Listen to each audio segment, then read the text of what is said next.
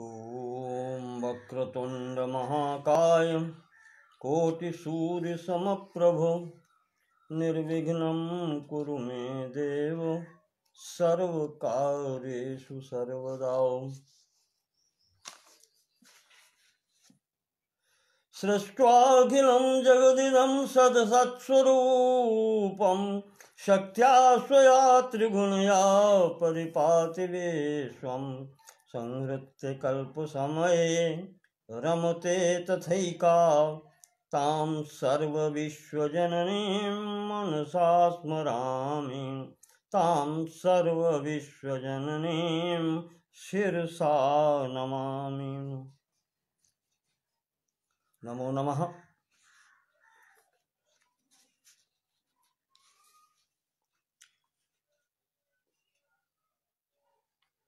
आज के इस चतुर्थ भाग में मैं आनंद वर्धन दुबे कानिकोपजन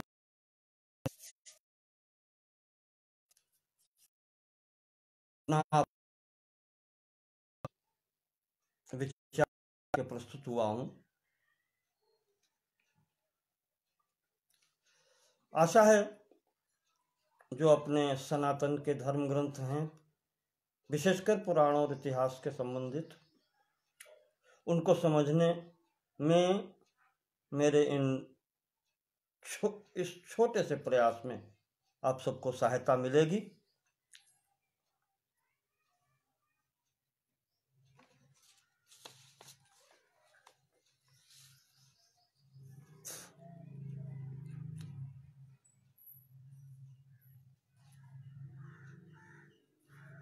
यहाँ पर बात चल रही थी कल कि शास्त्र में स्त्री निंदा कहीं नहीं है। जो कुछ भी हम चिंतन और वो करते हैं, ये हमारे अनुभव की कमी है या अध्ययन की कमी है, ज्ञान की कमी है।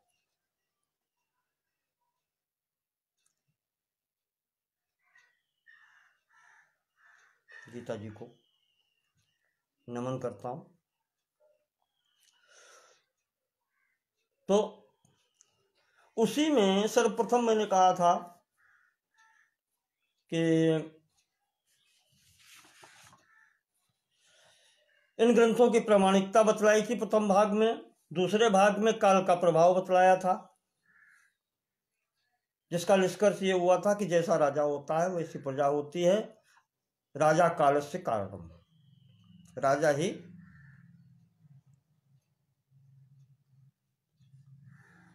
समय का निर्माता होता है।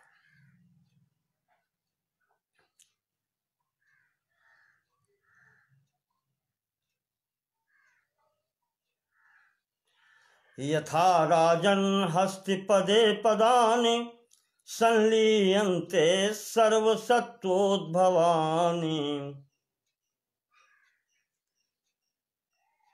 कहा जाता है कि हाथी के पांव में सबका पांव समा जाता है। ऐसे ही बिल्कुल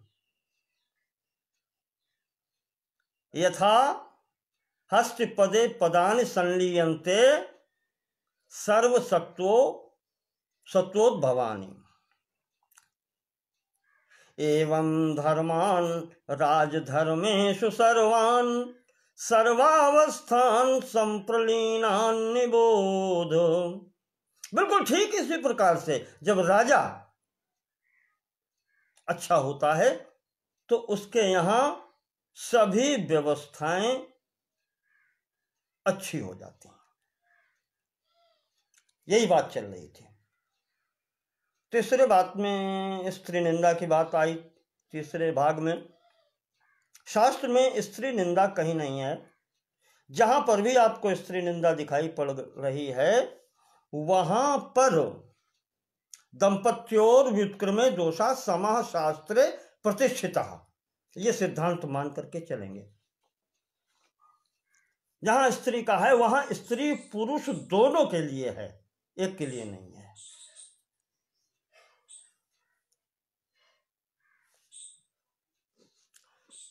तो कल नेटवर्क में विघ्न के कारण बात स्थगित करनी पड़ी थी, वहीं से आगे बढ़ाते हैं। कि हमारे यहाँ सनातन धर्म का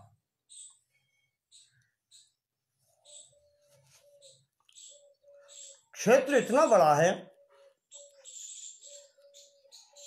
कि वसुधैव कुटुंबकम सिद्धांत लेकर के चलते हैं। यहाँ किसी के लिए कोई एक्सेप्शनल केस नहीं है कि तुम ऐसे हो तो ऐसा कर लो, नहीं।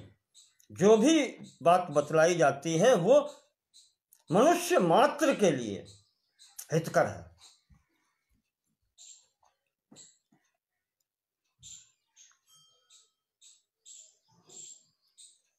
तो कल बात कर रहे थे, दंपत्ति की बात आई थी, तो उसी में आगे बढ़ते हैं कि सनातन धर्म अपना कितना विस्तृत है। हमारे यहाँ 8 प्रकार के विवाहों की परिकल्पना की गई है। विचार कीजिएगा आप, 8 प्रकार के विवाह तो एक ही प्रकार से हो जाता है, पर समाज में व्यवस्था बनाए रखने के लिए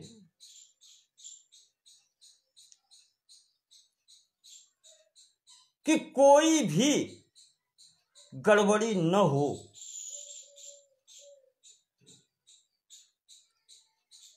इस कारण से ये सब व्यवस्थाएं की गई हैं।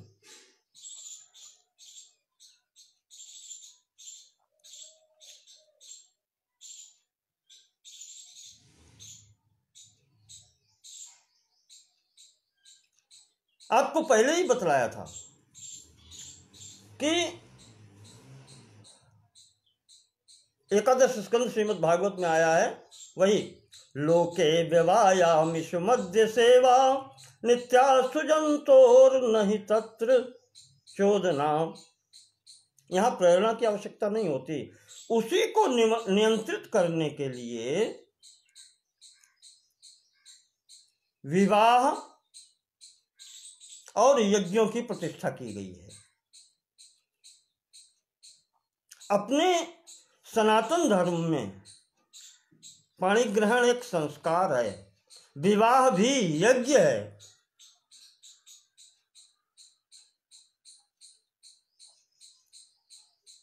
यहां खेल नहीं है, अन्य संप्रदायों की तरह समझौता नहीं है। समझौता क्षणिक होता है।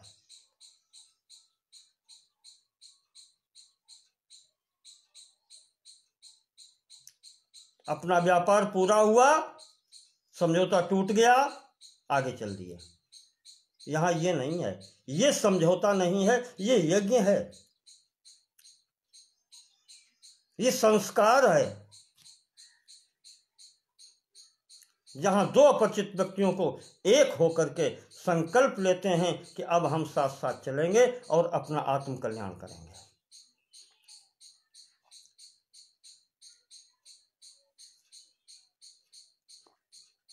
8 प्रकार के विवाह की संकल्पना है, जरा देखिएगा आप। सर्वप्रथम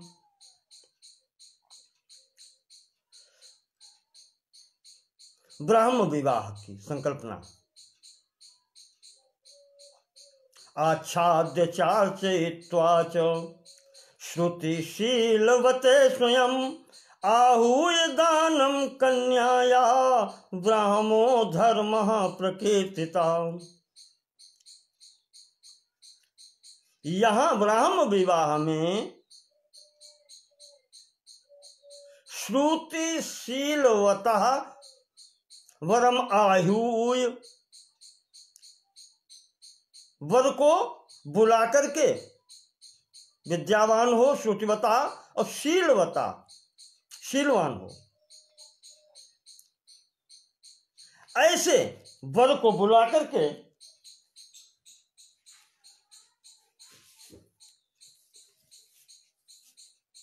कन्या समर्पित की जाती है। शास्त्र में किसी बात की कमी नहीं है। यह भी बतलाया है कि कैसे वर को कन्या दी जानी चाहिए।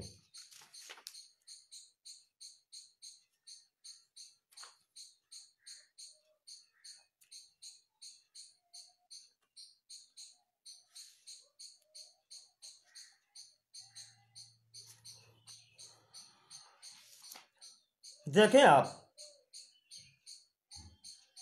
कि कुलम च शीलम च सनाथ धर्मम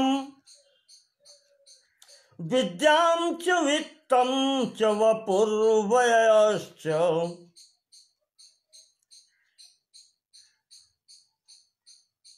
ये 8 गुण वर में देखे जाने चाहिए। कुलम कुल, शीलम शील आचरण व्यवहार, सनाथ अनाथ न हो,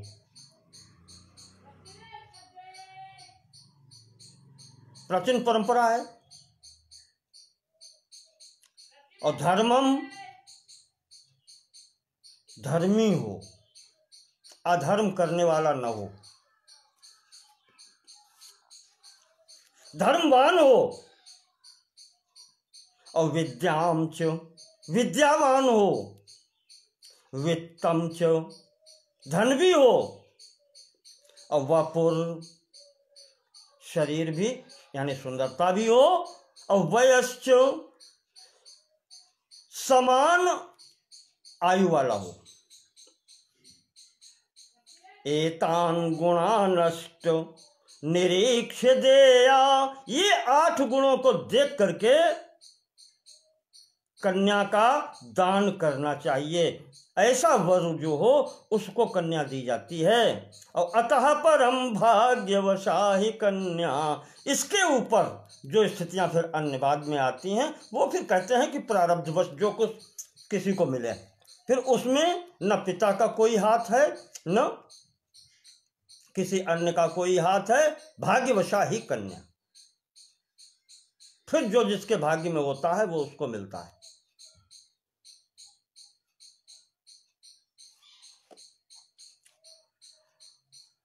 और कन्या के विषय में एक बात और आती है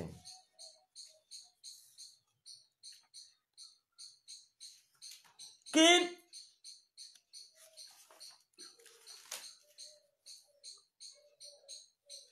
वो बात इंगित की है, भगवान राम को जब वनवास हुआ है तो उस समय राम ने सीता को समझाया है कि तुम मेरे साथ न चलो, मुझे आदेश हुआ है वन जाने का, तुम यहां रहो और हमारे माता पिता की यानी अपने सास ससुर की सेवा करो और इससे ही तुम्हारा कल्याण होगा। तो वहां पर सीता जी ने कुछ बात रखी है कौशल्या जी के सामने, राम के समक्ष।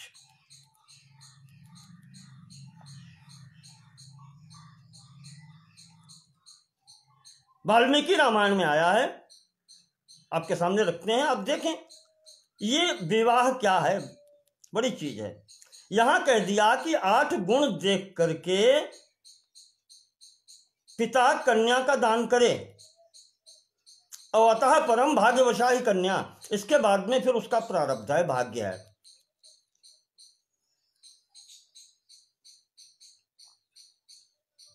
पर सीता जी की वाणी देखिए, अपने पति और सास के आगे वो रखती हैं कि हां प्रारब्ध तो है, पर प्रारब्ध क्या होता है वो कहती हैं सीता जी कि आर्यपुत्र भगवान पिता माता भ्राता पुत्रस्तथा सुनुषा, संसार में ये सब संबंध हैं, पिता माता भाई पुत्र पुत्रवधू, स्वानि पुण्यानि भुञ्जाना स्वं स्वं भाग्यम उपासते अपने पुण्यों का भोग करते हुए अपने अपने भाग्य का भी वो भोग करते हैं, वो अपना पाते हैं। पर भर्तुर्भाग्यम तु नार्ये का प्राप्नोति पुरुषर्षभो। भार्या का प्रारब्ध भी अपने पति से जुड़ा होता है।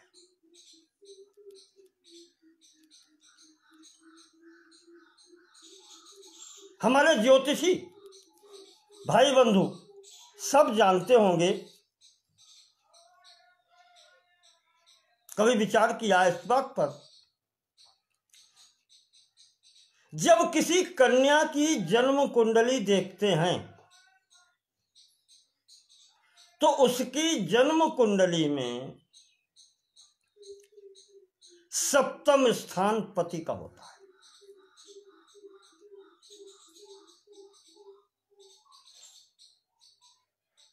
नवम स्थान भाग्य और धर्म का होता है।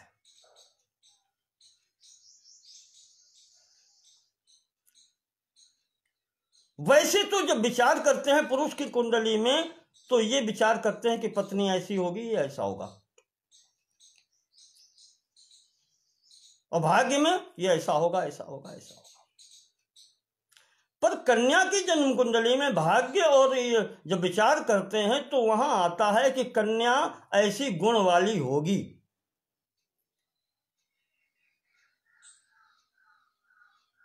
तो कभी कभी ऐसी स्थिति फंस जाती है कि ये गुण कन्या में तो हो नहीं सकता, अगर पुरुष होता तो उसमें ये गुण हो सकता था,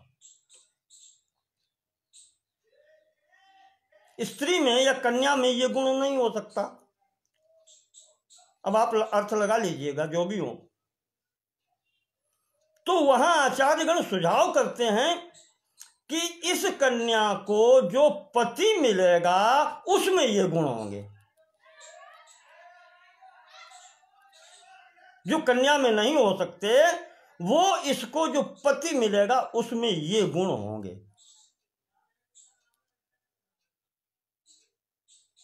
सब शास्त्र और ये सब एक दूसरे से संबंधित हैं।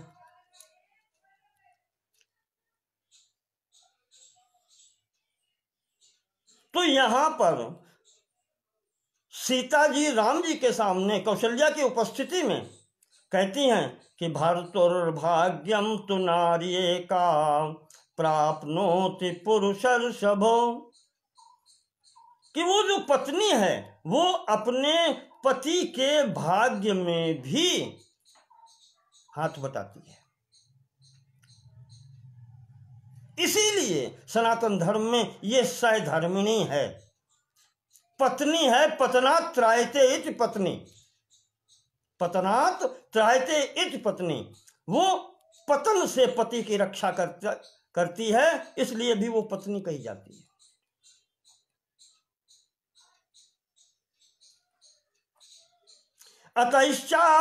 अतश्चैवाहमादिष्टा वने वस्तव्यमित्यपि, इसलिए प्रभु अगर आपको आदेश हुआ है वनगमन का तो वो मुझे भी वनगमन का उसी में सम्मिलित आदेश है, क्योंकि भर्तुर्भाग्यम तो नार्ये का प्राप्नोति, मैं अर्धांगिनी हूं, अर्ध अंग मैं हूं।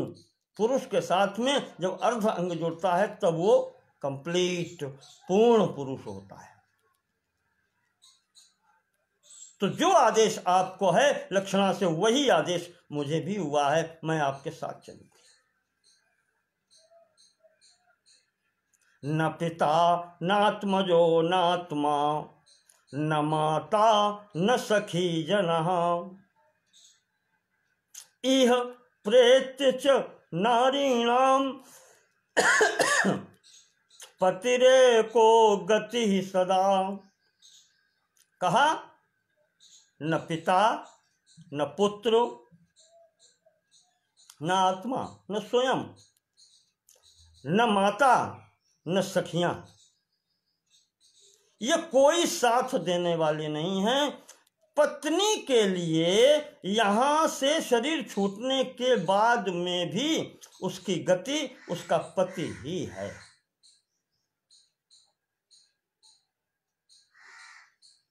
यानी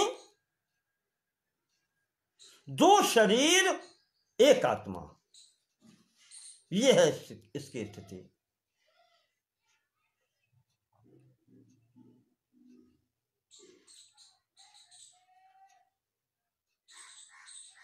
पति पत्नी गति एक है, यह जान परमान परमान प्रमाण कि अंतहु गए पर ढूंढ है नारी ही मैं प्राण। प्राण तो नारी में ही है। जब प्राण निकलने लगते हैं तो नारी पर हाथ रखते हैं। नारी, कवि कहता है कि यही नारी है।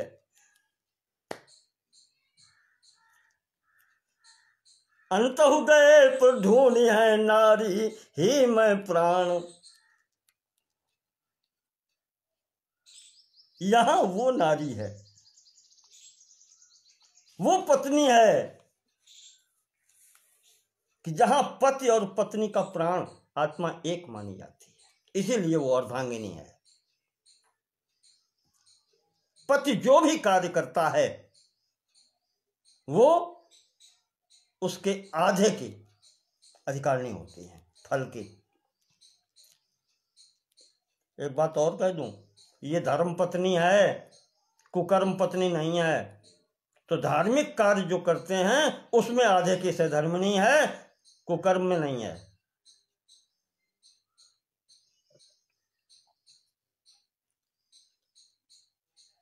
और ये वो मात्र शक्ति है, विवाह के बाद में कोई भी धार्मिक कृत्य करे, कुछ भी करे, इसकी सर्वप्रथम इच्छा ये होती है कि मेरे पति और मेरे बच्चे स्वस्थ रहें और सुखी रहें और दीर्घायु रहें। अपने लिए कभी कुछ नहीं मांगती है। मेरा सौभाग्य सिंदूर अमर रहे।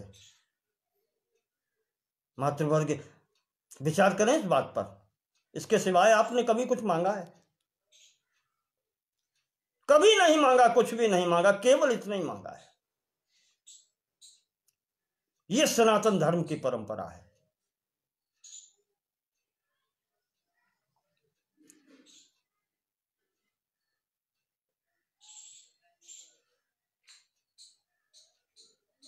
तो ब्राह्म विवाह के अंतर्गत यह होता है कि कुल शीलवान और विद्यावान वर को घर बुला करके और कन्या अलंकृत करके उसको विधिवत दान दिया जाता है। यहां दान है, समझौता नहीं है।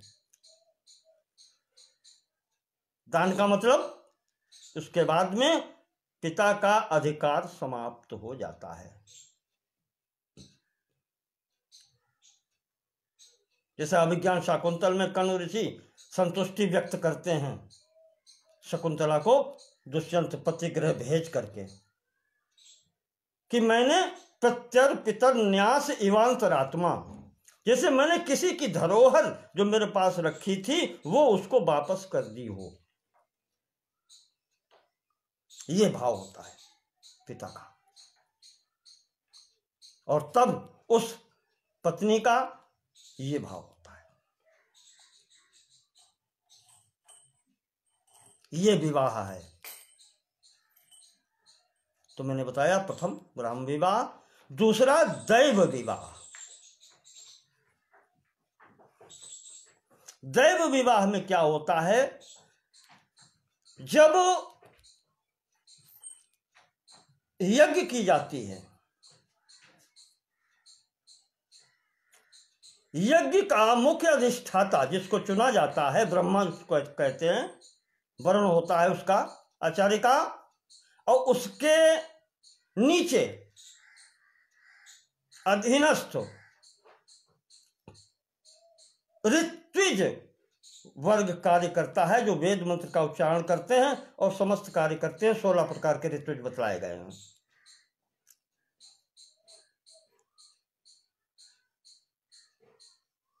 उन ऋतुजों में से एक को कन्या दी जाती है। यज्ञ तो वितते सम्यक, सम्यक अधिष्ठान किया जाता है जब यज्ञ का।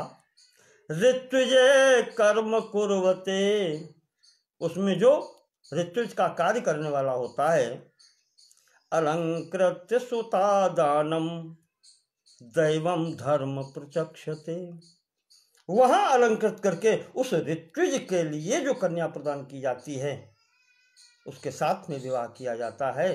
ये विवाह करने का प्रकार ये दैव विवाह कहलाता है।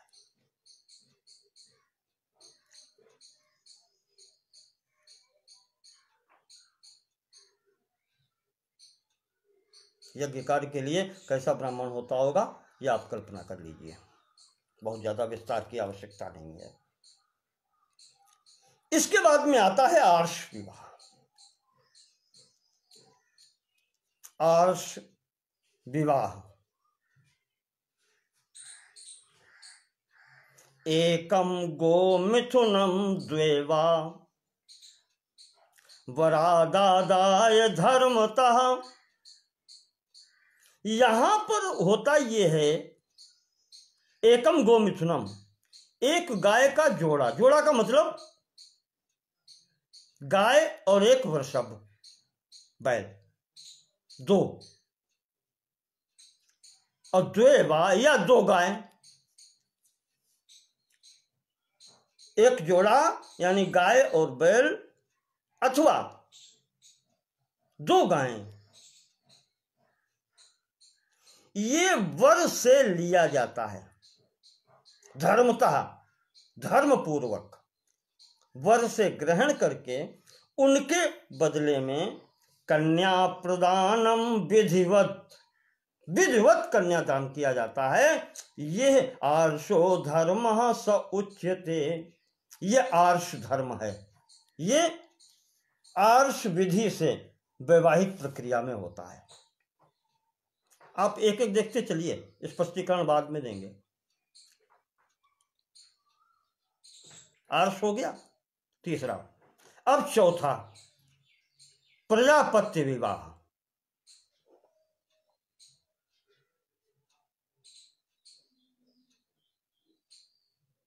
सहोभौ चरताम धर्मम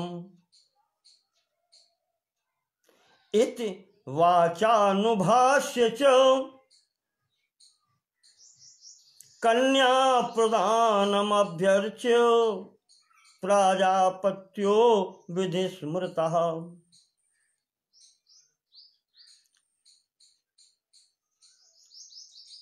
वर को बुला करके और दोनों को बैठा करके, कन्या को और वर को बुला करके कि तुम दोनों एक साथ रहो और धर्म का आचरण करो विधिवत, ये आदेश दे करके उनका विवाह कर दिया जाता है।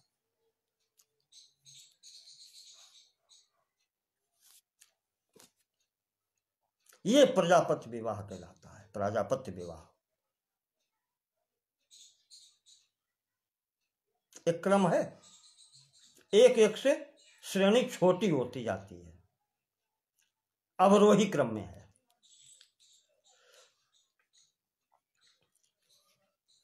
तो अब चार हो गए, पांचवा है गंधर्व विवाह। आजकल नाम ले देते हैं जिसको लव मैरिज कहते हैं, कुछ नहीं है। आज का ये जो है ढकोसला है, एक क्षणिक आवेश है, घर से निकल के भाग जाना, बाद में जिंदगी भर रोते हैं। बहुत कम देखा गया है जो सफल हों।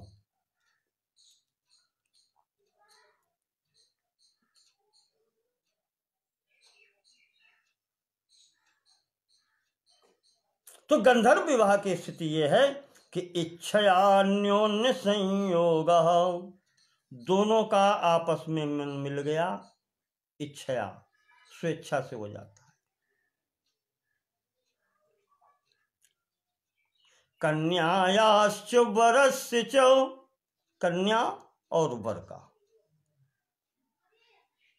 एक सर्वप्रसिद्ध उदाहरण है दुष्यंत और शकुंतला का।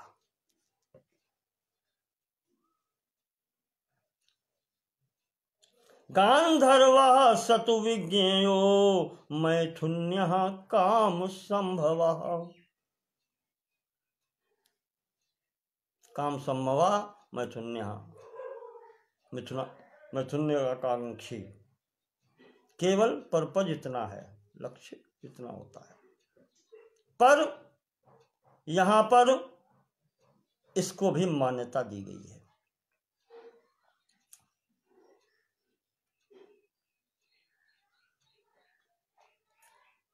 सब देख लीजिए, बाद में स्पष्टीकरण एक बात में ही हो जाएगा। इसके बाद में असुर विवाह। असुर विवाह की स्थिति वो है, गंधर्व से और नीचे आप उस सीढ़ी से उतरें, कि ज्ञातिभ्यो द्रविणम दत्वा, कन्या के परिवार वालों को धन दे करके,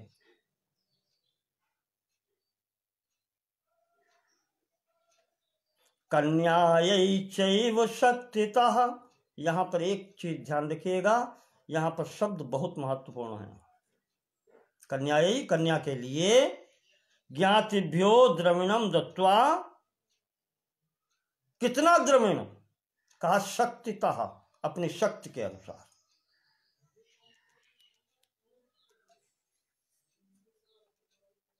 कन्या प्रदानम स्वाच्छंद्याद आसुरो धर्म उच्यते। इस प्रकार से जब कन्या प्राप्त की जाती है, मैं इसको वैसे कह दूं तो ये कहना चाहिए कि क्रय की हुई है, धन देकर के प्राप्त की गई कन्या, उसके साथ में भी विवाह माना गया है, आदेश है, हो सकता है।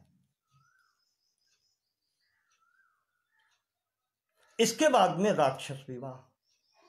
मैं प्रथम दिन ही कह चुका हूं कि काल के अनुसार आप चलेंगे, समयानुसार जो उचित है।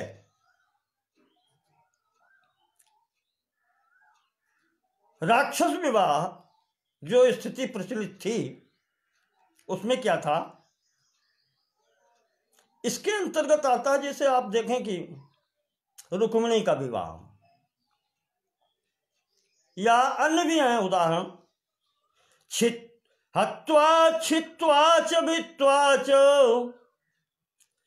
क्रोशंतीम रुदतीम गृहात। हालांकि ये रुक्मिणी विवाह में नहीं हुआ है, रुक्मिणी में तो ये मिश्रित हो गया है, गंधर्व और ये।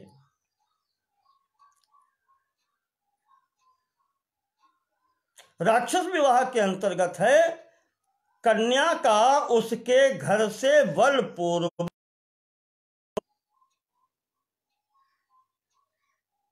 अब उसमें युद्ध करना पड़े, किसी को मारना पड़े, किसी भी प्रकार से उसके घर से, चाहे उसकी स्थिति हो या न हो, क्रोशंतीम बिलपंतीम, रुदतीम, रोते हुए विलाप करते हुए ऐसी कन्या को उठा करके लाना। प्रसैह कन्या हरणम, इस प्रकार से जो कन्या हरण किया जाता है और तब विवाह किया जाता है, राक्षसो विधिरुच्यते। हमारे पूर्वजों ने चलो इसको भी मान्यता दे दी, एक बार हो गया हो गया। और अंतिम प्रकार का सबसे गर्हित विवाह जो है, निंदनीय स्थिति कह लें, कि सुप्ताम मत्ताम प्रमत्ताम वाम रहो यत्रोपगच्छति सपापिष्ठो विवाहानाम पैशाचश्चाष्टमो धमः। अधम निकृष्ट श्रेणी का विवाह पापिष्ठ पापियों में ही अक्सर देखा जाता है कि सुप्ताम सोई हुई, मत्ताम मतवाली यानी या तो शराब पी के मतवाला समझ लो, अप्रमत्ताम व प्रमत्त कहते हैं असावधान, रहो वा एकांत स्थल में मिल जाए कहीं, यत्रोपगच्छति यत्र कुत्र गच्छति, कहीं भी जाते हुए रास्ता भटकते हुए मिल जाती है, ऐसी कन्या से भी आज की स्थिति में कहेंगे दुराचरण, पर यदि उससे विवाह कर लेता है अंत में, तो कहते हैं अंतिम स्थिति में हम इस विवाह को भी स्वीकृति दे देते हैं। चलो अब हुआ सो हुआ।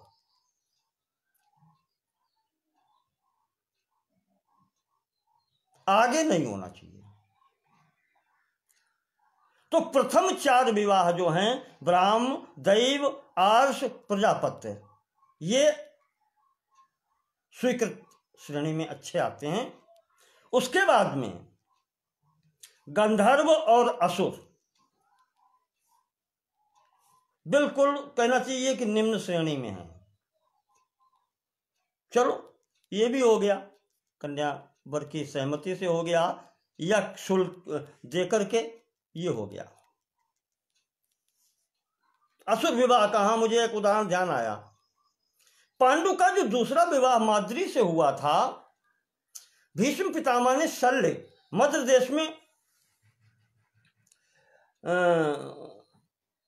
शल्य के लिए खबर भेजी थी कि तुम्हारी बहन है, मुझे पांडु के लिए तुम्हें ये कन्या चाहिए और तुम इसका विवाह मेरे साथ करो। तो मद्र ने कहा था कि मेरे यहाँ ये प्रथा है कि आपको इसके बदले में मुझे शुल्क देना पड़ेगा, भले ही आप एक पुष्प ही क्यों न दें, लेकिन आपको इसका मूल्य देना पड़ेगा, तब मैं अपनी बहन आपको दूंगा। भीष्म पितामह जी ने वही किया था। तो माद्री का विवाह पांडु के साथ में ऐसे ही हुआ था। ये तो फिर स्वीकृत है ना। अंतिम 2 जो राक्षस और पैशाच विवाह है, निकृष्टतम, बिल्कुल गर्जित। हमारे समाज ने, हमारे सनातन धर्म में इसे मूर्खता मानते हुए, गलती मानते हुए, अपराध मानते हुए भी अंतिम अपराध के रूप में चलो कह दिया कि चलो ये भी स्वीकृत है, अब तुम दोनों इकट्ठे होकर के रहो और धर्म का अनुपालन करो, इससे आगे और कुछ नहीं कर सकते। इन्हीं 8 के अंतर्गत तो आज भी हो रहा है सब कुछ जो कुछ है, पर मानसिकता वो बदल चुकी है कि पैशाच की स्थिति से भी गर्जित हो चुके हैं। प्राण लेने पर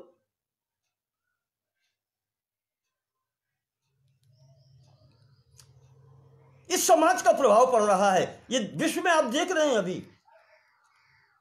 अभी थोड़े दिनों पहले की घटना है, कितना बड़ा आतंकवाद उठा था विश्व में, सीरिया, टर्की और उधर से, जहां पर आज की परिस्थिति में लड़कियां जंजीरों में बांध करके बेची गई हैं बाजार में, उनके साथ में दुष्कृत्य किया गया, एक वस्तु की तरह बाजार में विक्रय हुआ है। कैसी ये तो जानवर भी नहीं करता, जानवर भी अपने बनाए गए प्राकृतिक नियम का पालन करता है। आप कहीं भी देख लीजिए, उसका भी एक समय होता है, उतने समय के आगे पीछे कोई मतलब नहीं। आप सब एक साथ रखिए, जानवर एक साथ रहेगा, प्रेम से रहेगा, कभी कोई इस तरीके की चेष्टा नहीं करता। एक निश्चित समय उसका है कि इतने से इतने समय के बीच में ये इसके लिए प्रकृति ने जो नियम बनाया है उसका पालन करता है। पर ये मनुष्य निकृष्ट, अधम इतना हो गया है, इसके लिए कोई नियम नहीं। और फिर दोष देता है कि प्रकृति ये कैसा कर रही है। तुमने प्रकृति के साथ में दुष्कर्म करने में कोई उठा तो नहीं रखा। आज कोविड-19 से निपटो। एक अदृश्य जिसकी कोई स्थिति नहीं है, इस शरीर को भी अगर देख लें तो इनके अंगों के सामने उसकी कोई स्थिति नहीं है। समस्त atom bomb, hydrogen bomb, missile, सब सामग्री रखी है कोई किसी काम की। आज 2 लाख से ऊपर के प्राणों को ले चुकी। प्रकृति को छेड़ते हो, कभी लाभ नहीं हो सकता, कभी नहीं हो सकता। तो सनातन धर्म का वो देखिए आप विस्तार कि हमारी की स्थिति में भी इस उदारता के साथ में ये सहमति दी है कि इस स्थिति में भी, अंतिम स्थिति में भी अगर आ गए, सुप्ताम मत्ताम प्रमत्ताम वा, अनुचित स्थिति में भी अब यहीं से अगर सुधर जाओ तो हम यहां से भी आपको सहमति देते हैं, चलो अब दोनों मिलकर के यहां से चलो, जो हो गया आगे अब कोई भी अपराध नहीं होना चाहिए तब, अन्यथा कोई इसका कहना चाहिए कि माफी नहीं है।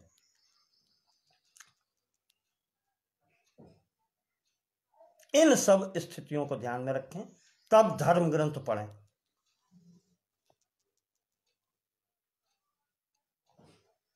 ये वैवाहिक स्थिति है, ये सामाजिक परिवेश है, ये समाज की स्थिति है, क्या बनाया गया है अपने सनातन धर्म में।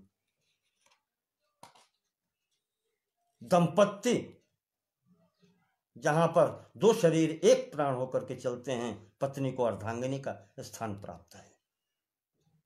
पति तभी पूर्ण होता है जब पत्नी साथ होती है,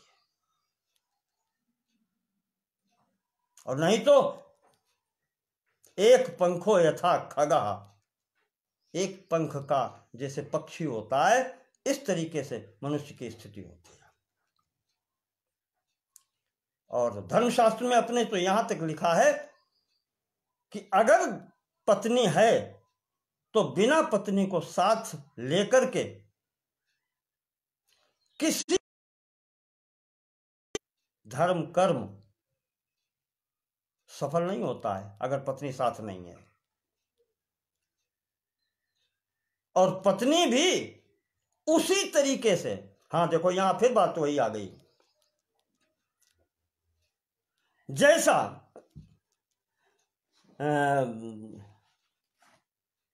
अनुसुईया जी के प्रसंग में अनुसुईया जी ने सीता को उपदेश दिया है कि पतिव्रता स्त्री में यह गुण होना चाहिए कि पति उसका कैसा भी हो, उसका पति कैसा भी हो, उसका साथ नहीं छोड़ना चाहिए।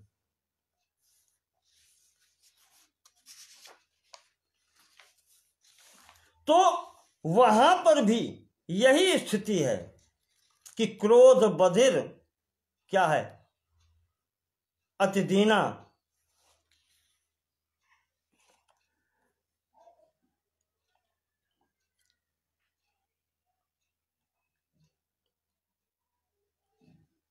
वृद्ध रोग बस जड़ धनहीना, अंध बधिर क्रोधी अति दीना, ऐसे हु पति कर किया अपमाना, नारी पाव जमपुर दुख नाना। ये कहा गया है,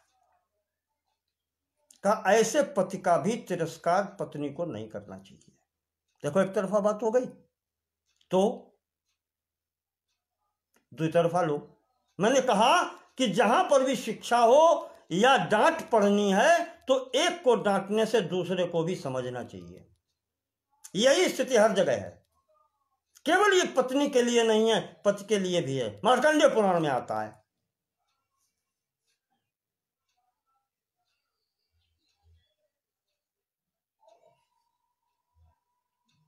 उत्तम नाम के एक राजा थे, उन्होंने अपनी पत्नी को छोड़ दिया। कर्कशा थी, लड़ाई झगड़ा करने वाली, और उसने रानी को छोड़ दिया।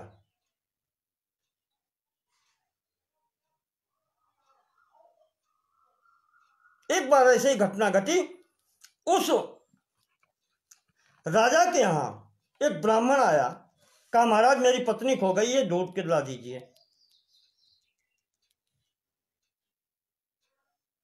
पत्नी खो गई?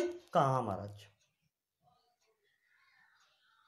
और बताते बताते वो ब्राह्मण ये बता गया कि महाराज है तो बहुत कर्कशा,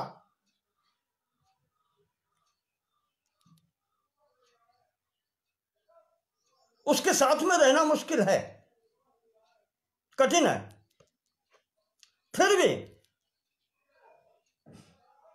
महाराज पत्नी तो पत्नी है।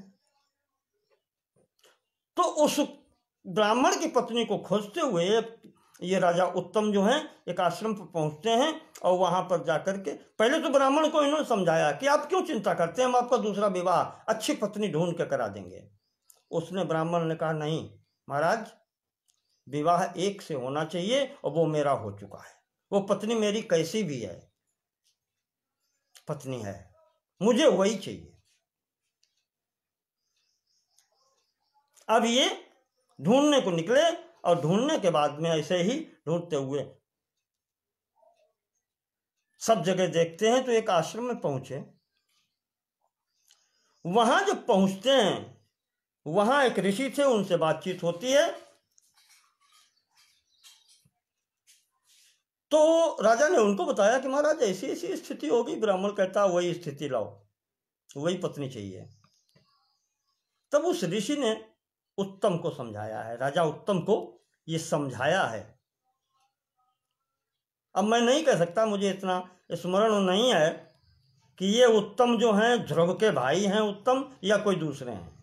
खैर वो दूसरे ग्रंथ की बात है, लेकिन फिर भी प्रसंगवश तो वहां उस ऋषि ने समझाया है महाराज उत्तम को कि पत्न्यानुकूलया भाव्यम यथाशीलेपि भर्तरि।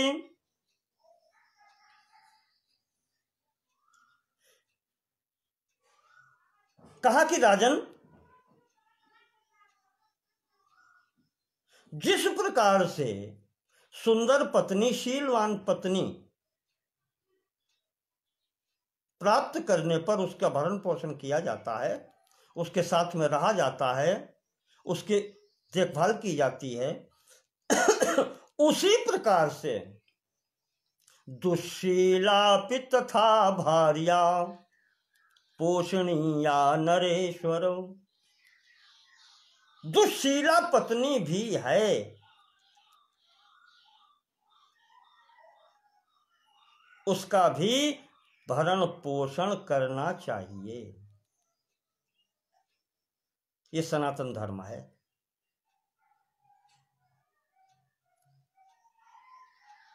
कितनी भी हो वो हम अपने यहां पुनर्जन्म माना जाता है, प्रारब्ध माना जाता है कि मुझे जो भी प्राप्त होता है पूर्व जन्म के कर्मों के अनुसार प्राप्त होता है। उसी प्रकार से, उसी भाव से इस पत्नी को भी ग्रहण करना चाहिए, भले ही वो कर्कशा है, दुश्शीला है।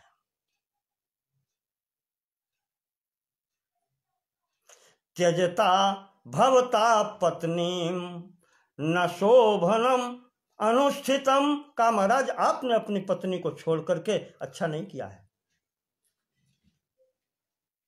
अत्याज्यो ही यथा भर्ता स्त्रीणाम।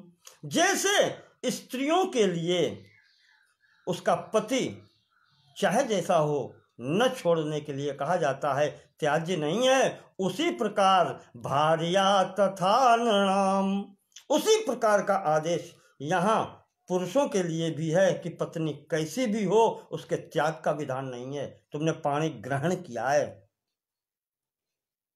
वो अपने मन से आपके यहाँ नहीं आई है, आप उसको गाजा बाजा बजा करके उसके घर से लाए हैं, 100 200 500 आदमियों की गवाही में लाए हैं। आपको कोई अधिकार नहीं बनता है कि आप कोर्ट में जाएं, अदालत में जा करके उसके लिए वो डाइवोर्स विवाह विच्छेद अपने यहाँ तो कभी था ही नहीं। तलाक या विवाह विच्छेद की स्थिति नहीं है। संस्कार एक बार हो गया। संस्कार का मतलब क्या है? दुर्गुणों को हटा करके अच्छे गुणों का आधान करना, यही तो संस्कार है। जब विकार होते हैं तभी तो संस्कार किया जाता है। लोटा गंदा होता है तभी तो उसको मांजते हैं।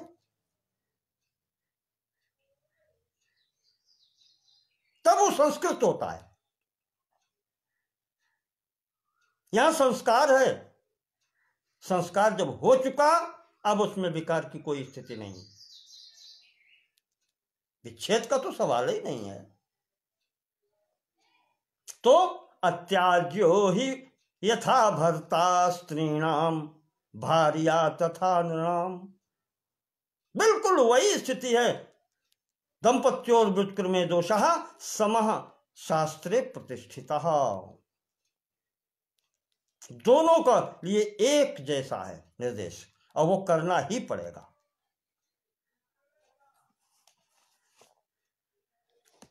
ये मान के चलो आप यहां से। और जब ऐसी गृहस्थी होती है तो अब आगे बात करते हैं।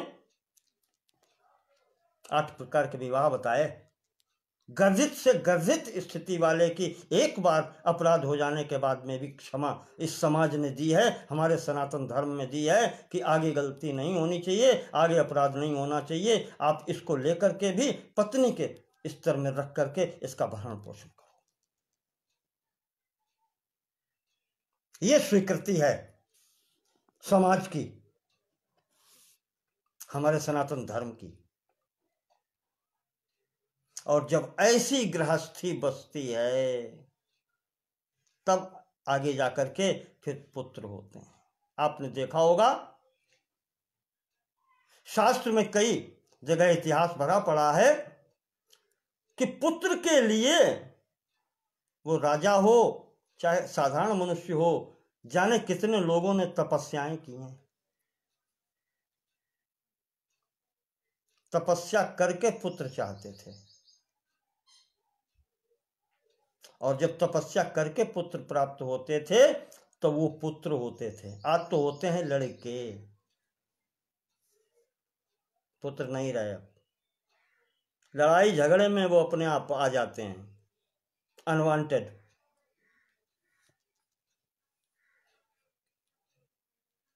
धोखाधड़ी में। अरे कोई कोई तो लड़का खड़े होकर सामने कह देता है।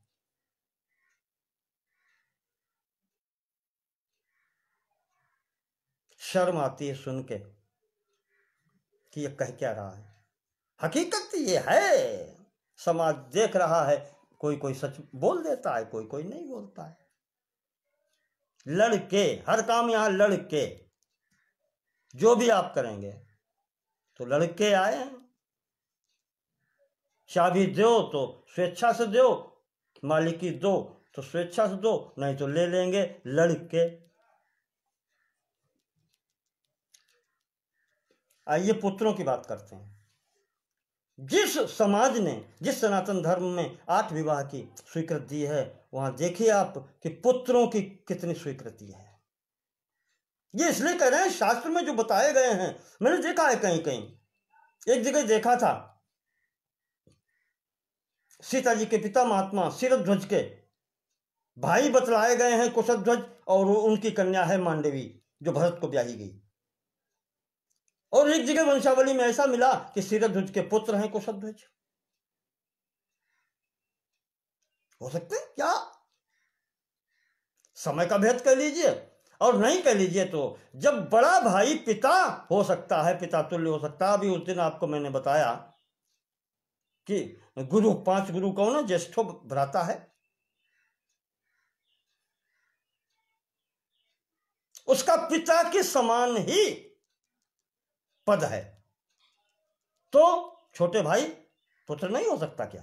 पुत्र के समान है उसका। इसको यहां से लो।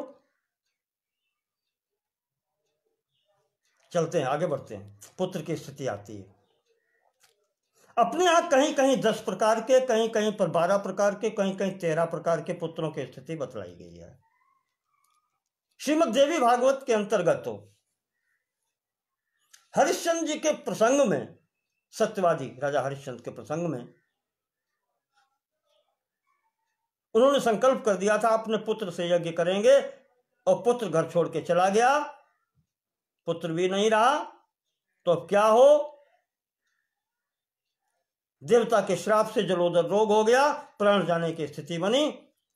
तो जब सभा बुलाई गई, वशिष्ठ जी भी थे उस सभा में, तो वहां पर यह निर्णय हुआ कि महाराज, जब अपना पुत्र पता नहीं कहां चला गया, तो कृत पुत्र लेकर के यज्ञ कर दीजिए। क्रय लिख करके, खरीद करके जो पुत्र ले लेते हैं वो भी अपना ही माना जाता है। जैसे यहां कन्या की बात थी वैवाहिक में, यहां पुत्र की भी वही स्थिति है। माता पिता को धन दे करके उसका पुत्र ले लिया जाए, ये क्रय किया है, क्रीत कहलाता है। और इसको वो खरीदने वाले का ही पुत्र माना जाता है, और वो उस दिन से उसी का पुत्र होता है। आप समझ लो, ये पुत्र की स्थिति है। चलो इसको एक क्रम से लेते हैं, प्रथम श्रेणी का कौन, फिर द्वितीय का, फिर तृतीय का, यह भी अवरोही क्रम में है। कितने प्रकार के पुत्रों की मान्यता दी गई है शास्त्र में। हमारे सनातन धर्म में शास्त्र बार बार निकल जाता है, सनातन धर्म का यह विस्तार है। आप देखें इसको,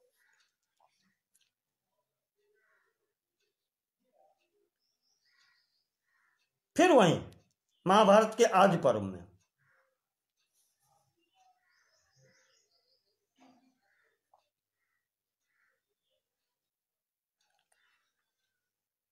स्वयं जातः प्रणीतश्च तत्समः पुत्रिका सुतः पौनर्भवश्च कानीनः भगिन्यां यश्च जायते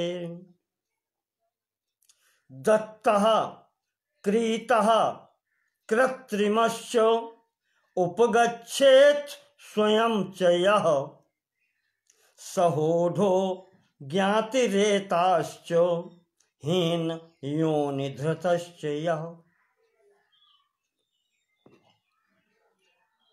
ये बतलाए गए हैं 1 2 3 4 5 6 7 8 9 10 11 12 प्रकार के पुत्र यहां स्वीकृत हैं अपने सनातन धर्म में।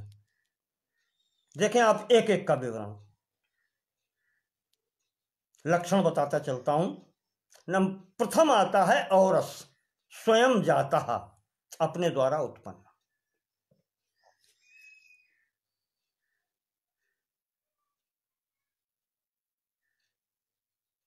अपनी पत्नी के द्वारा स्वयं उत्पन्न किया हुआ पुरुष पुत्र औरस पुत्र कहलाता है।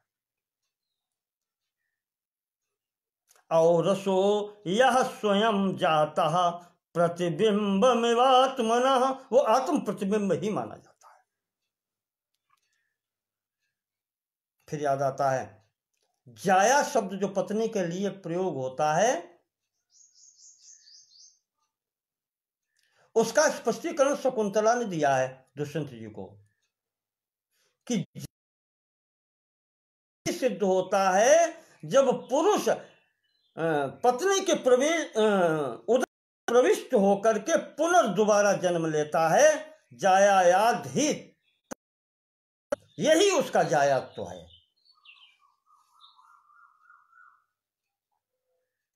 पति ही स्वयं अपने पत्नी के उदर में प्रविष्ट होकर के पुनः जन्म लेता है, वो पुत्र कहलाता है।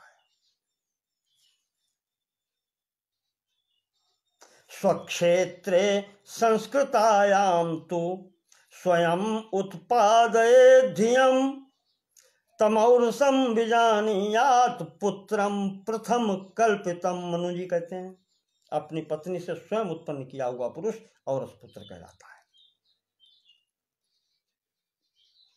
सर्वोत्तम यही होता है। आगे जितने हैं ये परिस्थिति के अनुसार है।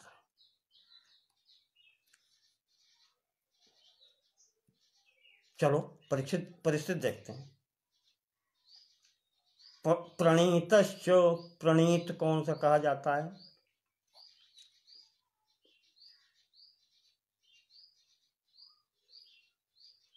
क्षेत्रज जिसको कहते हैं। यहां क्षेत्र शब्द पत्नी के लिए प्रयोग हुआ है। अब इसके आप अर्थ पर मत जाएं, न ये खेती है न ये पृथ्वी है, ठीक है। ये स्त्री मातृशक्ति के लिए प्रयोग हुआ है। एक ही शब्द के संदर्भ के कहना चाहिए कि जो बात चल रही है उसके परिप्रेक्ष्य में उसका अर्थ लिया जाता है।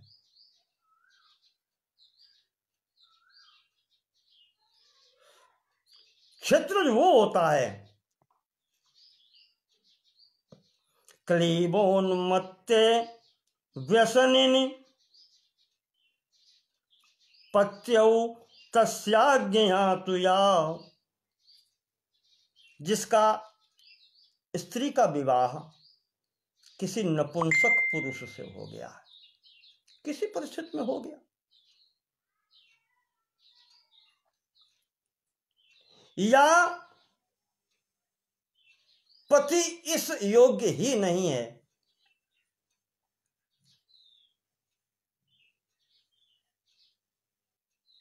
कि वो पुत्र उत्पन्न कर सके, तो यहां पर स्थितियां दो उत्पन्न होती हैं। पति की आज्ञा से या स्वेच्छा से। संतान नहीं है कोई, तब जब आपत्तिकाल संतान कोई भी नहीं है,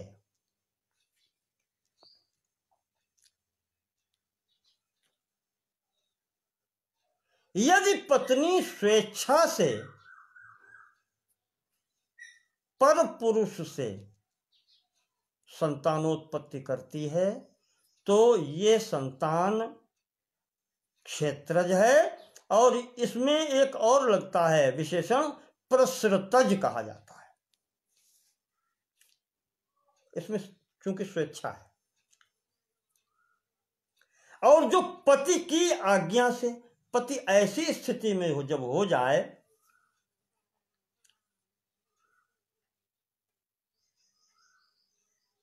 और पति ही आज्ञा दे। आपको याद दिला दूं पांडवों की उत्पत्ति में, महाराज पांडु पर आपत्ति आ गई, वो ऐसी स्थिति में नहीं रहे, तब उन्होंने कुंती से कहा पुत्र प्राप्त करने के लिए। तो पति की आज्ञा से जो क्षेत्रज पुत्र होते हैं वो निरुक्तज कहलाते हैं। क्षेत्रज वो भी हैं। ये दो प्रकार के पुत्र क्षेत्रज होते हैं, पत्नी की स्वेच्छा से और पति की आज्ञा से। और ये पुत्रवत ही होते हैं और पिता के संपूर्ण कार्यों के अधिकारी होते हैं।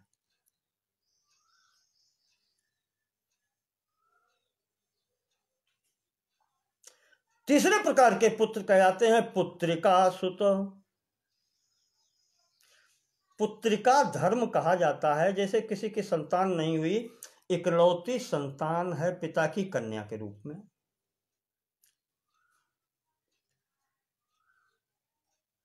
पुत्र नहीं है, तो यहां पर जब वो पुत्री का विवाह किसी वर के साथ में करता था तो उसमें एक शर्त होती थी कि इससे उत्पन्न, मेरी पुत्री से उत्पन्न होने वाली जो प्रथम संतान है वो मुझे देना।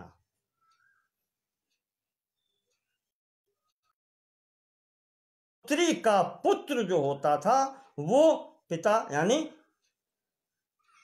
नाना अपने पुत्री के पुत्र को ग्रहण कर लेता था, उसको स्वीकार करता था, तो वो उसका ही पुत्र माना जाता था।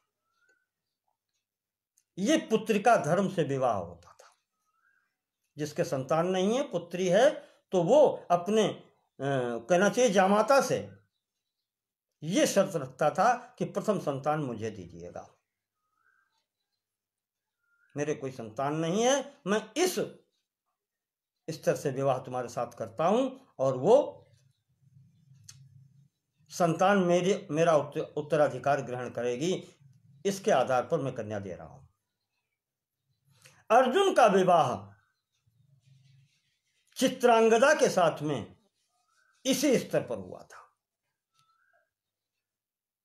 इसी कारण से महाभारत के युद्ध में जो चित्रांगदा का पुत्र है, अर्जुन चित्रांगदा का पुत्र बभ्रुवाहन, वो युद्ध में हिस्सा लेने नहीं आया था, क्योंकि वो अपने नाना के राज्य का उत्तराधिकारी बना।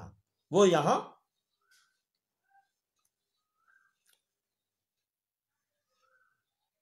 महाराज ने जब राष्ट्र यज्ञ की,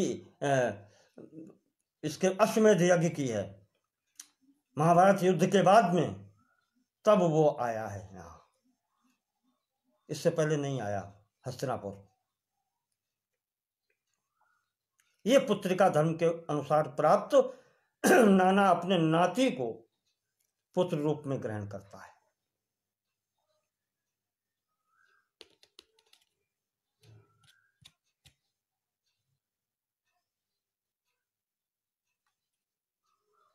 तीन प्रकार के हुए। चौथा है पौनर्भवा। पौनर्भवा पुनर्भू पत्नी से। पुनर्भू का मतलब ये होता है ऐसी पत्नी जिसका कहीं विवाह हो चुका था और उसका किसी भी परिस्थिति में उसका दूसरा विवाह हुआ आकर के दूसरे पुरुष के साथ में, तो ऐसा पुत्र जिसकी माता का दूसरा विवाह हुआ हो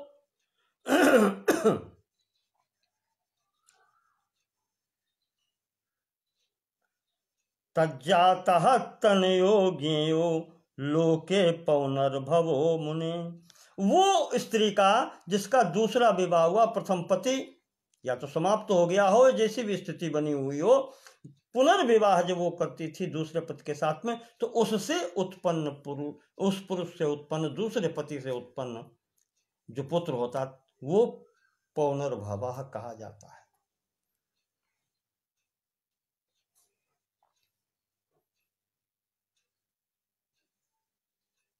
पुत्र की श्रेणी में है सब, आप याद रखिएगा। आज जो आंख नाक मुंह सिकोड़ने वाले लोग हैं उनके लिए मैं दे रहा हूं कि शास्त्र क्या है, सनातन धर्म क्या है, इस समाज की व्यवस्था कैसे बनाई जाती है। ऐसे नहीं बनती है मनमाना करो, नहीं, जो सीमाएं हैं, अरे सीमा देखो, तुम तो असीम हो। कानीन अगला आता है, पांचवा कानीन। कानीन वो कहलाता है जैसे आपने महाभारत में देखा है कर्ण की उत्पत्ति, माता के कुमारी अवस्था में उत्पन्न पुत्र कानीन कहलाता है। पितृवेश्यातु यम पुत्रम जनेद रहा। पिता के घर में एकांत में किसी की न जानकारी में जो पुत्र उत्पन्न होता है, तम कानीनम वदेन नामना बोधु कन्या समुद्भवम, वो कानीन कहा जाता है। और अगर विवाहोपरांत उसको ग्रहण कर लिया जाए तो वो भी स्वयं।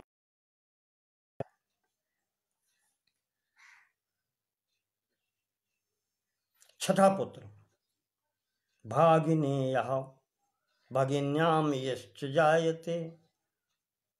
भगिनी का पुत्र, अपना पुत्र अगर नहीं है तो बहन का जो पुत्र है जिसको भांजा कहते हैं, वो पुत्र भी की भांति व्यवहृत होता है।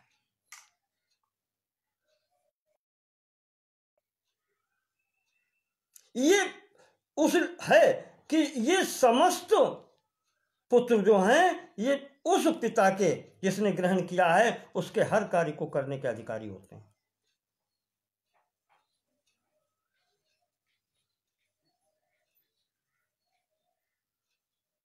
तो बहन का पुत्र भी अपने पुत्र के समान ही ग्रहण किया जाता है। ये भी इसको मान्यता है।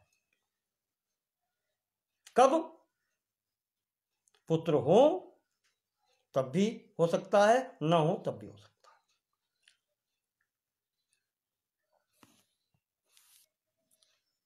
इसके बाद में आता है दत्त, जिसको दत्तक कहते हैं, गोद लिया हुआ, कि मैंने गोद लिया है, ये बच्चा मेरा नहीं था तो मैंने गोद लिया है। ये वो पुत्र है माता पितृभ्याम यो दत्तः। एक अन्य माता पिता ने अपना पुत्र आपको दिया है तो वो आपका दत्तक पुत्र है। किसी के द्वारा दिया हुआ अपना पुत्र जो उसने आपको समर्पित किया है वो पुत्र दत्तक पुत्र होता है, और उसको लिए हुए पुत्र को भी वही अधिकार होता है।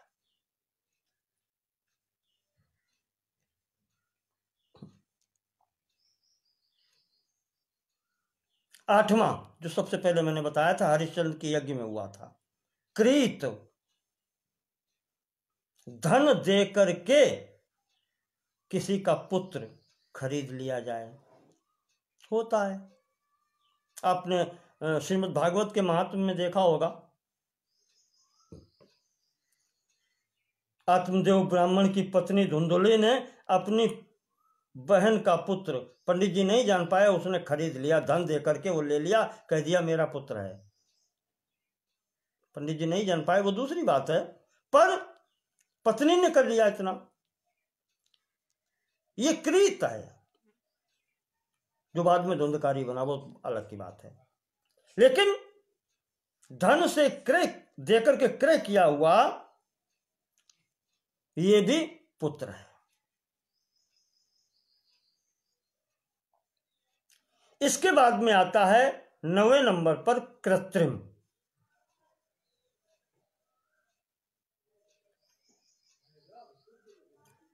कहीं कहीं पर दत्तक और कृत्रिम में थोड़ा सा भ्रम हो जाता है, पर उसकी श्रेणी अलग रखी गई है, और उसकी परिभाषा वामन पुराण के अंतर्गत ऐसे दी है कि मित्र पुत्रम मित्र दत्तम कृत्रिमम प्राहुरुत्तमा। इसमें दो प्रकार के माने गए हैं। एक तो किसी मित्र ने आपको अपना पुत्र दे दिया, या आपने मांग लिया कि ये मुझे दे दो। दशरथ की पुत्री शांता, महाराज रोमपाद मित्र थे, उन्होंने मांग ली कि प्रथम संतान ये मुझे दे दो, मित्र हैं, और वो उन्होंने बाद में महाराज रोमपाद जी के और भी पुत्र हुए, लेकिन वो उन्होंने अपनी पुत्री मानी, से किया। ये कृत्रिम श्रेणी में आते हैं। इसी में कृत्रिम में ही दूसरा एक भाग आता है कि कोई ऐसा बच्चा जो आपके पास आकर के स्वयं अपने को समर्पित कर दे कि आप ही मेरे पिता हैं, स्वयं ही अपने को प्रदान कर दे, मेरा कोई नहीं है इस संसार में, और महाराज मुझे शरण में लीजिए, मैं आपका ही पुत्र हूं आज से। यह भी कृत्रिम श्रेणी के पुत्र में आता है, और यह भी ग्रहण करने योग्य है, और यह भी, इसको भी पुत्र की मान्यता मिली हुई है।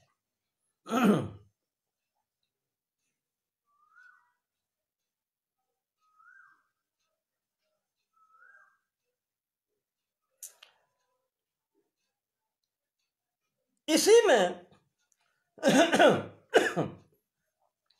दो प्रकार के कृत्रिम में ही और भी आते हैं।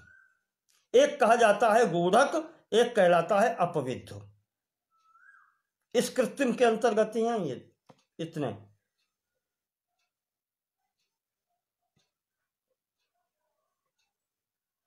गूढ़क वो कहलाता है, गूढ़ जो गूढ़ हो, जिसका ये न पता चले कि इसके माता पिता कौन है, किस वर्ण का है, रास्ते पर पड़ा हुआ मिला हो, जिसको माता पिता ने त्याग दिया हो, ऐसा पुत्र लेकर के आप घर में लाते हैं, उसका पालन पोषण करते हैं, वो भी कृत्रिम पुत्र के रूप में आपका ही पुत्र माना जाता है। समाज ने मान्यता दी हुई है, आपके सनातन धर्म ने मान्यता दी हुई है, वो भी आपका ही पुत्र है।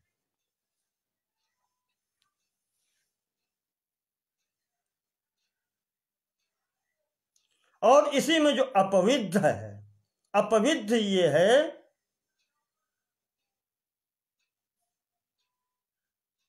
जो न जानकारी की अवस्था में रात के समय आपके कोई दरवाजे पर छोड़ गया, वो तो गोरख तो रास्ते में मिला। ये अपविद्ध जो आपके दरवाजे पर कोई छोड़ गया, चला गया रात को रख के,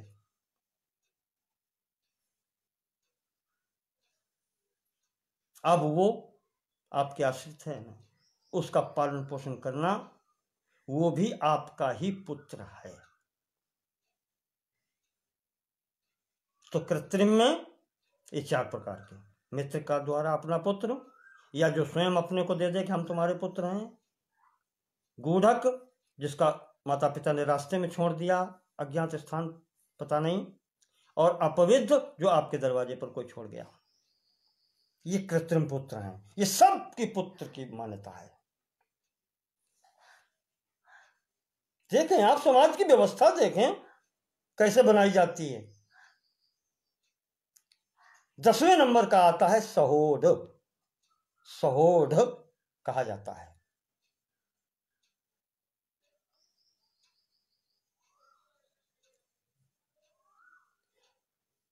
ऐसा पुत्र जो कुमारावस्था में पिता के माता के गर्भ में आ गया, विस्तार नहीं करूंगा, आप सब समझदार हैं, समझते रहेंगे।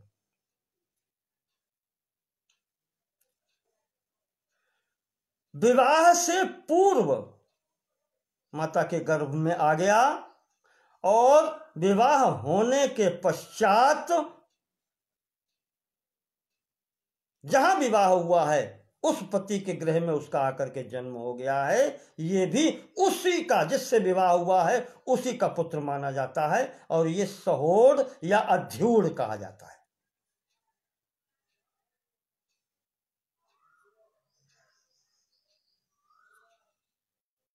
ऊढ़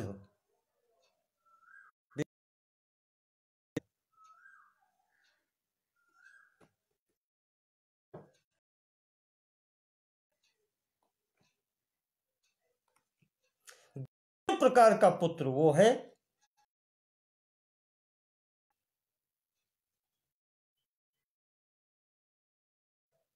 अपने परिवार का ही कोई पुत्र ले लिया, ज्ञात रेता, ज्ञाति रेता, ज्ञाति कहलाते हैं अपने परिवार के लोग।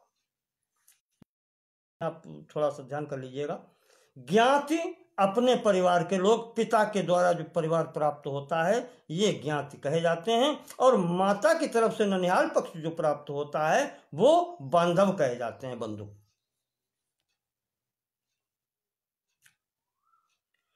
तो जिनका ज्ञात है वो ज्ञात रेता कहे जाते हैं। ऐसे स्थिति में जो पुत्र होता है वो अपने कुल का पुत्र होता है, वो ज्ञात रेता की श्रेणी में आता है, ये पुत्र है। और हीन परिस्थिति ये बन गई, किसी पुरुष ने अपने से निम्न वर्ण की स्त्री से विवाह कर लिया है, तो उससे जो पुत्र प्राप्त होता है वो भी अपना ही पुत्र होता है। वामन पुराण में भी है और मनुस्मृति में भी संभवता है कि ब्राह्मण से सुतः शूद्र्याम जायते यस्तु सुब्रत ऊढ़ायाम वाप्य नूढ़ायाम सो पार्श्व उच्चते। लेकिन ये पार्श्व नाम का पुत्र होता है और ये उसको ब्राह्मणत्व का अधिकार नहीं मिलता।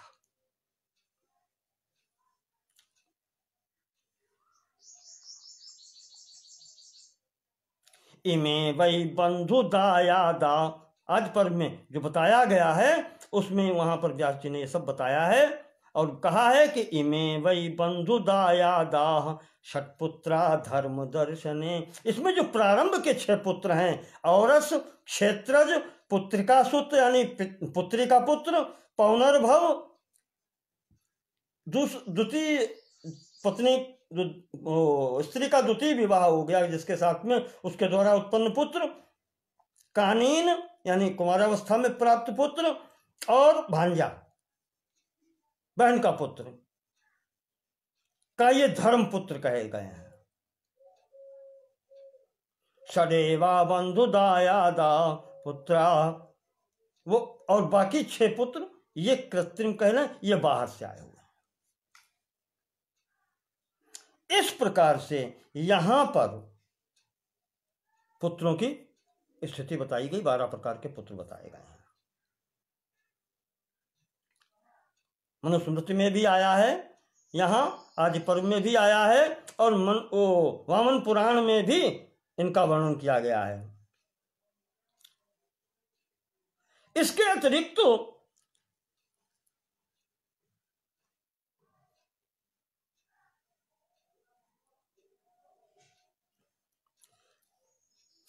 ब्रह्म पुराणांतर्गत एक स्थिति आती है गणपत खंड के 8वें अध्याय में। वहां पर कहा है कि भृत्यः शिष्यश्च पोष्यश्च वीर्यजः शरणागतः। 5 प्रकार के, वहां जैसे 5 प्रकार के माता, 5 प्रकार के पिता, वैसे स्वच्छंद रूप से जो बताए गए यहाँ पर 5 प्रकार के पुत्र भी बतलाए गए हैं। कौन कौन से? भृत्या, जो अपना भृत्य है, सेवा करने वाला, वो भी पुत्र है, पुत्रवत कह लें उसको या पुत्र कह लें, उसका भी वैसे ही होना चाहिए। शिष्यश्च, जिसको आपने शिक्षा दे रहे हैं, जो आपका शिष्य है वो भी पुत्रवत है, पुत्र के समान है, पुत्र है। पोष्यश्च, जिसका आपने भरण पोषण किया है, बचपन से उसको रखा है अपने पास, पूरा भरण पोषण किया है, वो भी आपका पुत्र है। और शरणागतः, जो शरण में आपके आया है, वो भी पुत्रवत व्यवहार पाने का पात्र है। और 5वां है वीर्यजः, वही जो औरत संतान आपकी है। और वहां पर व्यास जी ने ये कह दिया है कि धर्म पुत्राश्च चत्वारो, यहां 4 पुत्र धर्म पुत्र हैं, पुत्रवत पालने योग्य हैं, वो पुत्र ही माने गए हैं। लेकिन वीर्य जो धन भाग इति, उत्तराधिकार के अंतर्गत आपके कमाए हुए धन को उपभोग करने वाला केवल वीर्यज यानी औरस संतान ही है, उसमें हिस्सा नहीं ये लोग ले सकते। 4 आपकी जो संपत्ति है उसमें ये हिस्सा नहीं ले सकते। हिस्सा कहें वो संतान आपकी औरत संतान ही है, वो उसके आगे के अधिकार नहीं है। ये हमने आपके सामने आज कहीं कहीं त्रयोदश विधा, आप इसमें देख लीजिए, मैंने जो अलग से थोड़े से बता दिए हैं उन्हीं में से एक कोई बढ़ा लीजिए तो 13 प्रकार के हो जाएंगे। देवी भागवत में एक जगह पर इशारा किया है, कथिता धर्म संग्रहे, जो धर्मवान पुरुष है उसके लिए 13 प्रकार के पुत्र बताए गए हैं। यह वशिष्ठ जी का निर्णय है हरिश्चंद्र जी के सामने, इसलिए महाराज खरीद करके पुत्र प्राप्त करके उससे यज्ञ कर दीजिए, ये वहां पर बतलाया गया है। उन्होंने 13 प्रकार के कहे हैं। अब इन्हीं में से आप लगा लीजिए, मैंने तो अब जितना आपके सामने था।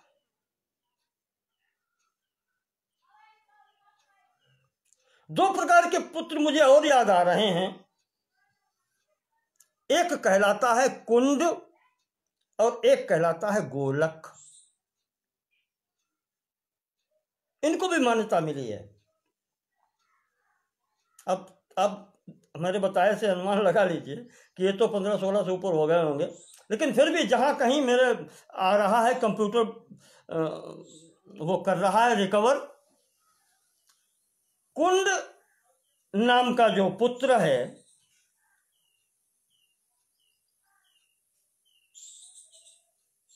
आज की भाषा में उसको नाजायज कह सकते हैं भाई, और क्या कहें, लेकिन फिर भी कहा कि पति की उपस्थिति में पति की जानकारी के विरुद्ध पत्नी उपपति से अगर कोई पुत्र उत्पन्न कर लेती है तो वो कहलाता है कुंड।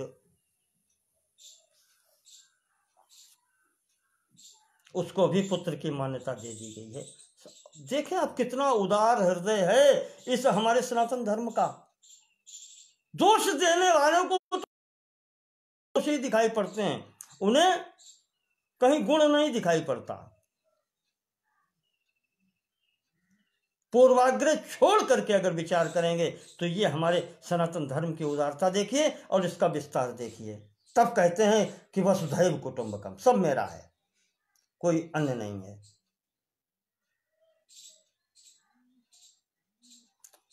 तो वो पत्नी जिसका पति जीवित हो और वो ऐसे पुत्र उत्पन्न कर ले उपपति से, वो कुंड कहलाता है। और उसके विपरीत स्थिति में वो स्त्री जिसका पति मर गया हो, पति नहीं हो, और उस स्थिति में वो पति पुत्र प्राप्त कर ले अन्य पुरुष से, वो गोलक कहलाता है पुत्र। वो उसका अपना पुत्र माना जाता है, मानना समाज ने स्वीकृति दी है। अब कुछ बाकी रह गया, ये जब सोच के चलेंगे तब सनातन धर्म की व्याख्या हो पाएगी। इसे कहते हैं सनातन धर्म। ये स्वार्थी कहीं नहीं है, इसमें कहीं आपको स्वार्थ की गंध दिखाई पड़ रही है। जो मैंने 8 प्रकार के विवाह और ये इतने प्रकार के आपके सामने पुत्रों की स्थिति रखी है, इन पर सब पर जब विचार करेंगे तब आपको पुराण और इतिहास समझ में आएंगे। ये तो मैंने एक तरफ की स्थिति बताई है, इसके भी विपरीत स्थितियां होती हैं। अब उसको नहीं लेंगे यहां। जैसे ब्राह्मण कन्या शूद्र से विवाह कर ले तो क्या होता है,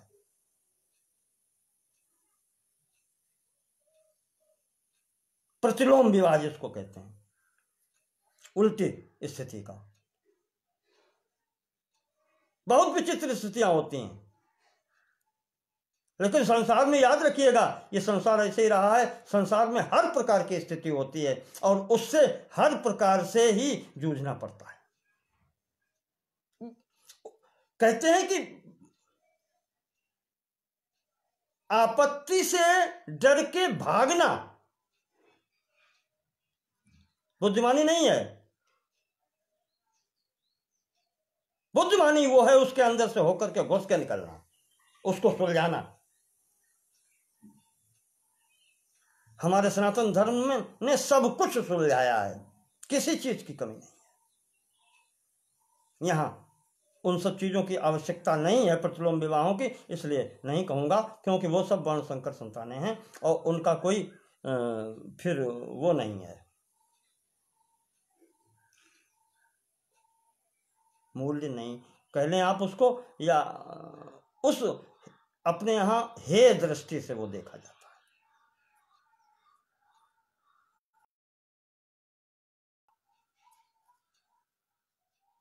अपने से श्रेष्ठ वर्ण की कन्या से विवाह कभी नहीं करना चाहिए,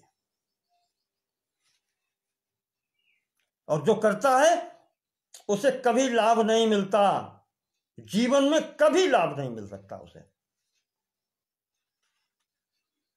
सिवाय हानि के। केवल हानि ही प्राप्त होती है उसको। तो अब मैं ये चाहूंगा कि इतनी बातें जो मैंने बतलाई हैं आपको, इस पर विचार करके, सामाजिक व्यवस्था पर विचार करके, तब ग्रंथों को पढ़ें, पुराण और इतिहास को। इससे आपको कुछ चीजें फिर समझ में आने लगेंगी। आज चौथा भाग था, मैं सोचता हूं अब यहां पर इसको पूर्ण कर दूं। बस यही मेरा कहना था कि किसी भी पुराण और इतिहास अपने हिंदू सनातन धर्म के ग्रंथ को पढ़ने के लिए इतना ब्रॉड माइंडेड होना पड़ेगा, में आएगा। और सदैव याद रखो कि कहना क्या चाहता है, ये कभी मत रखो कि सुदामा के पिता का नाम क्या था, या ये पुत्र यहां से कैसे आ गया, द्रौपदी कैसे 5 पतियों की पता नहीं है। प्राचीन परिवेश में बहुपत्नी विवाह होते थे, तो वहां बहुपति विवाह भी स्वीकृत थे, ऐसे एक नहीं है, जाने कितने हैं। कभी गंभीरता से पढ़ो तो पता चलता है। मैं उंगलियों पर आपको 4 से 10 गिनवा सकता हूं, लेकिन उनकी आवश्यकता नहीं है केवल द्रौपदी को बदनाम करने के लिए कि 5 पांडवों की पत्नी कैसे है। आप कल्पना कर सकते हैं इस बात का। अर्जुन विद्या ग्रहण कर चुके हैं पूरी द्रोणाचार्य से, और तब द्रोणाचार्य गुरु दक्षिणा में पूर्ण,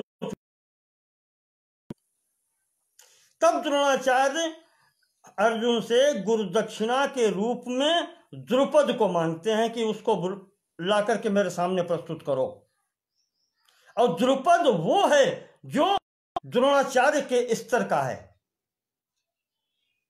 द्रोणाचार्य से किसी बात में कम नहीं है, न वीरता में और न आयु में, और किसी तरीके से कम नहीं है, गुरु के समान है। अर्जुन ने जाकर के द्रौपद को वहां से हरा करके बांध के द्रोणाचार्य के सम्मुख उपस्थित करता है, तब तक द्रौपदी नहीं है, द्रौपदी का नाम नहीं या उसकी विचारणा ही नहीं है। यहां से अपमानित होकर के जब द्रुपद वापस जाते हैं, तब बदला लेने की दृष्टि से, और ये वर इतना पसंद आ जाता है अर्जुन कि अगर ये पुत्र के रूप में मुझे मिला होता तो क्या होता, अब तो मिल नहीं सकता है, ये पांडु का पुत्र है, तो कहा कि मुझे ऐसी पुत्री मिल जाए जिसके द्वारा ये पुत्र मैं लूंगा।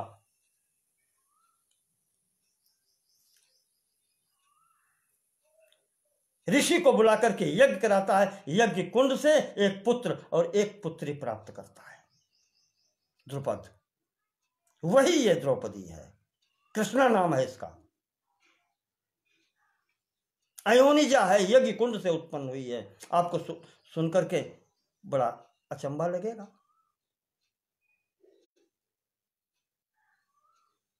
और कितना समय गया है, जो भी समय गया है बीच में, पांडवों को घर रहते हुए घर से निकाले गए, और क्या होता है अज्ञातवास में होते हुए, और द्रौपदी विवाह योग्य हो जाती है, अर्जुन विवाह योग्य रहते हैं। ऐसे समझ रखा है, इतनी जल्दी समझ में शास्त्र या ये आपका इतिहास आ जाएगा। बहुत कुछ करना पड़ता है, गुरु की सेवा करनी पड़ती है, तब विद्या मिलती है।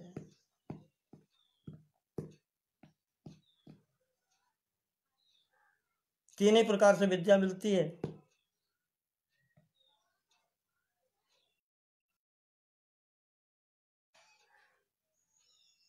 धन देकर के विद्या ग्रहण की,